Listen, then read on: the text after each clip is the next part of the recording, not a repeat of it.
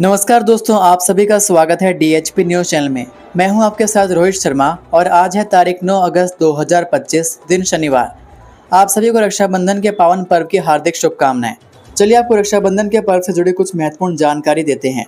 राखी बांधने का शुभ समय सुबह 5:35 से दोपहर 1:24 तक राखी बांधना शुभ माना गया है। विशेष शुभ मुहूर्त 12 बजे से 12:53 तक। राहु काल जो कि प्रातः 9:07 से 10:47 तक रहेगा। इसके दौरान राखी बांधने से बचना चाहिए क्योंकि यह अशुभ काल माना जाता है। इस साल रक्षाबंधन पर भद्रा काल का साया नहीं रहेगा, इसलिए पूरे दिन राखी बांधना शुभ है। वहीं रक्षाबंधन पर आपको क्या करना चाहिए? राखी बांधने से पहले पूजा की थाली पवित्र और साफ सुथरी रखें, जिसमें दीपक, रोली, अक्षत, मिठाई और राखी हो। भाई का मुख पश्चिम की ओर और बहन का मुख पूर्व या पश्चिम की ओर होना चाहिए। राखी बांधते समय 3 गांठें बांधें, जो प्रेम, सुरक्षा और प्रतिबद्धता का प्रतीक है। राखी बांधने के बाद भाई को बहन के पैर छूकर आशीर्वाद लेना चाहिए और गिफ्ट देना चाहिए। इस दिन साफ सुथरे और पवित्र वस्त्र पहने।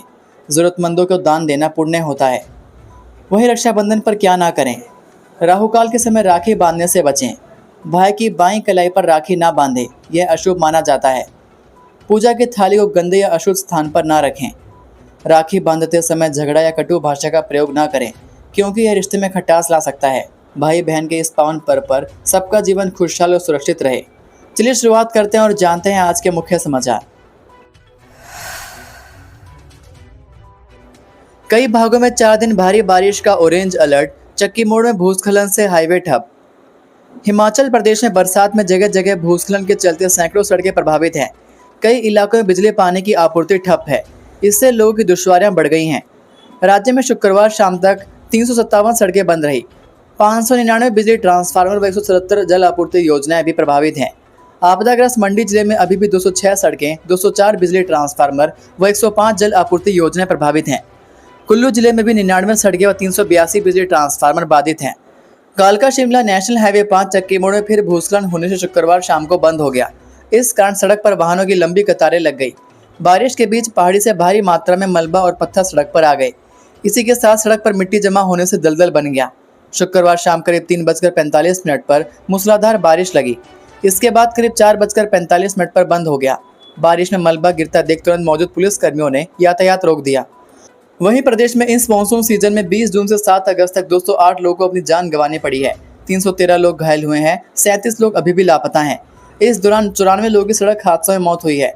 बादल फटने, भूस्खलन, बाढ़ से अब तक 2277 कच्चे पक्के घरों, दुकानों को क्षति हुई है। 1870 गौशालाएं भी क्षतिग्रस्त हुई हैं। 1609 पालतू पशुओं की मौत हुई है। सैन्य सम्मान से जवान को दी अंतिम विदाई। बहन, जीजा सहित 6 ने तोड़ा था दम। हिमाचल प्रदेश के चंबा जिला में रात को एक दिल को दहला देने वाला सड़क हादसा सामने आया था। इस हादसे ने परिवार के 5 लोगों को एक साथ मौत की नींद में सुला दिया। एक नहीं बल्कि एक घर के एक साथ 4 लोगों की मौत ने हर किसी के दिल को दहला दिया। इस हादसे में पति पत्नी के अलावा उनके 2 बच्चे और पत्नी के भाई सहित एक अन्य की दर्दनाक मौत हो गई। इस हादसे में एक ही परिवार के 5 लोगों की मौत हो गई, जिसमें एक भारतीय सेना का जवान भी था। आपको बता दें कि पूरे परिवार के साथ मौत के आगोश में समाने वाले राजेश के साथ उसका साला हेमपाल भी स्वर्ग सिधार गया। हेमपाल भारतीय सेना का जवान था और अभी 15 दिन पहले ही वह छुट्टी लेकर अपने घर आया था, लेकिन उसे क्या पता था कि यह छुट्टी उसकी ज़िंदगी की अंतिम छुट्टी बन जाएगी।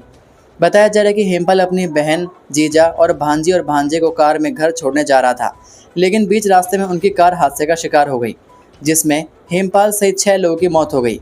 हेमपाल के घर में उसकी पत्नी के अलावा 2 बेटियां हैं, जिनके सिर से अब सदा के लिए पिता का साया उठ गया है। हेमपाल ग्राम पंचायत भंजराडू के गाँव शलांचा का रहने वाला था। तीसरा अस्पताल में पोस्टमार्टम के बाद जवान का सैन्य सम्मान के साथ उनके गांव में अंतिम संस्कार किया गया, जिसमें सेना के जवानों ने उसे अंतिम श्रद्धांजलि दी। बलवास में एक साथ 5 लोगों का अंतिम संस्कार किया गया। बताया जा रहा है कि एक साथ 5 शवों का अंतिम संस्कार करने के लिए शमशान घाट भी छोटा पड़ गया। 5 लोगों के अंतिम संस्कार में भारी संख्या में लोग पहुंचे हुए थे।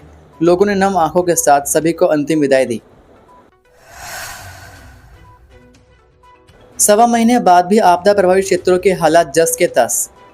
नेता प्रतिपक्ष एवं पूर्व मुख्यमंत्री जयराम ठाकुर ने आरोप लगाया है कि सवा महीने बाद भी आपदा प्रभावित क्षेत्रों के हालात जस के तस हैं।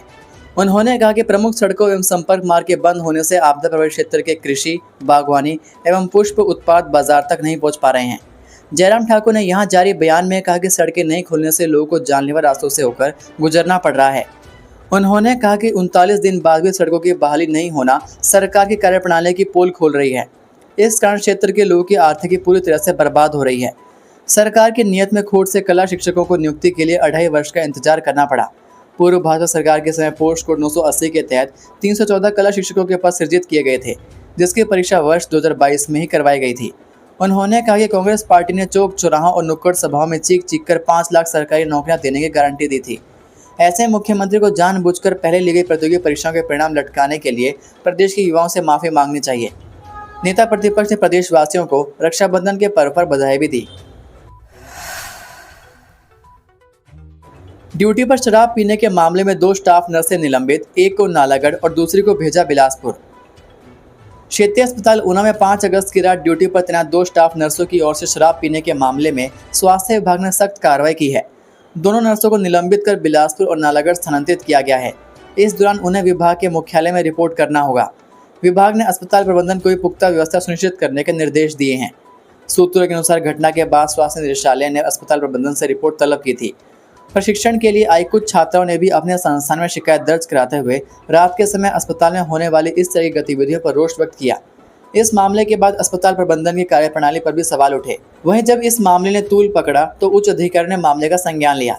बताया गया कि घटना के समय एक नर्स सर्जिकल वार्ड में और दूसरी मेडिकल वार्ड में शराब के नशे में थी। वार्ड में हंगामा हुआ और एक बाहरी व्यक्ति के साथ शराब पीने की भी बात सामने आई। जॉब ट्रेनी आधार पर भरे जाएंगे जेबीटी के 600 पद, राज्य चयन आयोग ने आमंत्रित किए ऑनलाइन आवेदन।